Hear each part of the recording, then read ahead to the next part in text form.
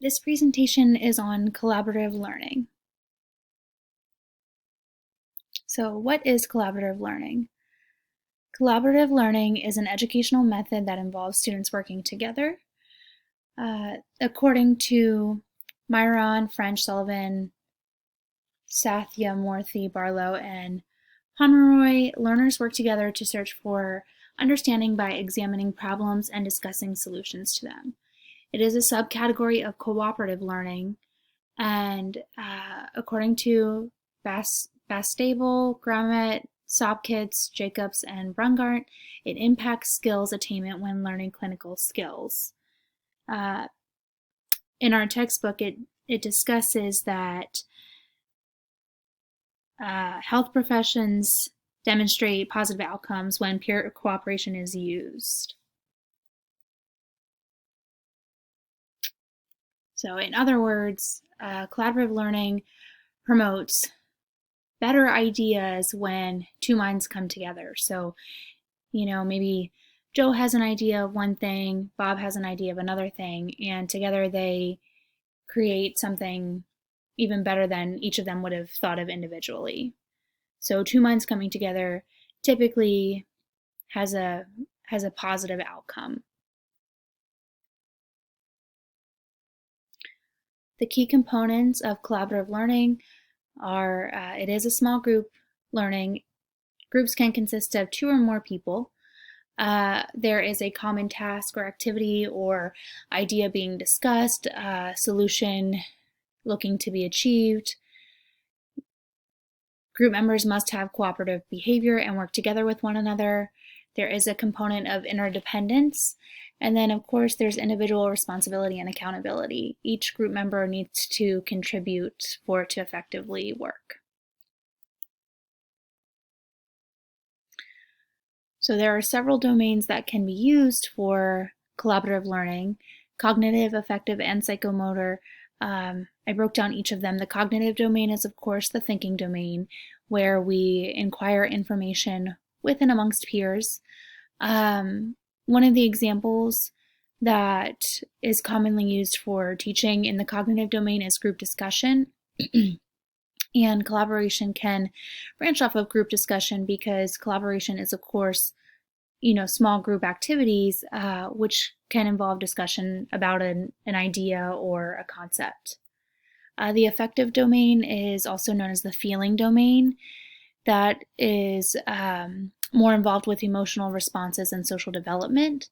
So some of the examples that teachers use to teach in the affective domain are role model or role playing, simulation, and also group discussion, which again, collaboration can kind of branch off from each of those. Role model or role playing would involve another person, or another peer that you could learn from and work with. Simulation is often used in a clinical setting as a form of collaboration. And then group discussion, which I talked about with the cognitive domain. And then the last domain with the psychomotor domain, that's also known as the skills domain. And that focuses more on manipulative skills. Some examples that are used by teachers to effectively teach in the psychomotor domain are demonstration and return demonstration, which I guess this could be considered a little bit of a stretch when you're looking at collaboration. However, if you are able to demonstrate with your peers in almost like a sense of simulation, that is a way in which you could use collaboration. So pros and cons. We'll start with pros. I have attached a video which kind of just gives a quick overview of collaboration and collaborative learning and then some of the benefits to it. So we'll watch that quick.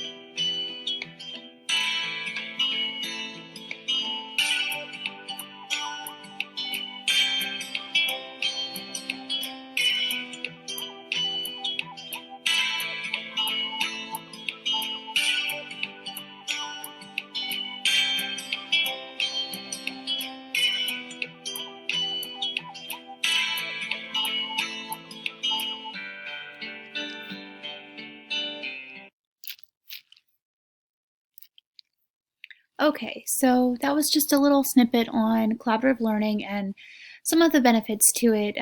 Clearly that video is a little outdated with some of the features they mention about technology, but still technology is a great resource for collaborative learning, especially with kind of the advances that we've made. And furthermore, just discussing some of the pros that that video mentioned. Obviously, joint effort promotes better outcomes. Additionally, collaborative learning develops intrapersonal skills and interpersonal skills by learning to work together to achieve different outcomes. So, you know, the earlier that this is started, the better that it is for people to carry those skill sets moving forward. Some cons to collaborative learning are there are different speeds of learning. Some people kind of pick up on a concept much faster, while others it takes a little bit longer to learn. Different personalities. So sometimes you may have a shy person that doesn't feel as comfortable contributing or speaking up, or you may have somebody who kind of oversteps and takes almost too much control, where they're too vocal and not allowing other members of the group a chance to speak up or share their ideas or thoughts. You can have unfair or unequal distribution of work. And also unpreparedness can hinder learning if, for example, you are split up into groups, but prior to class you needed to read an excerpt and half the group members didn't read that. Unfortunately, they will not be starting on the same playing field as the rest of the group, and it's kind of unfair to the rest of the group members. So definitely some pros and cons to collaborative learning.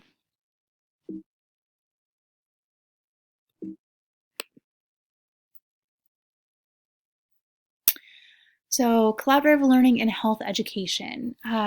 We were asked to discuss both, or all three, patient, peer, and community. So we'll start with patient. The first example that I thought of was with the patient population that I work most closely with, cancer patients. Different chronic disease processes. Patients sometimes know specifics related to how they respond to their disease. So possibly they have a certain side effect from one of their medications that they will be receiving. And if they communicate and collaborate with the nurse, we can more effectively intervene sooner than later and get the appropriate interventions in place. Additionally, you know, maybe somebody with diabetes, they have been giving themselves insulin injections for years, and say there was an old site that they previously used, but that area is now scarred or it's no longer recommended for use, we can collaborate as their nurse on kind of the new updated info on where to now inject themselves. And, you know, working together can promote better outcomes for the patient.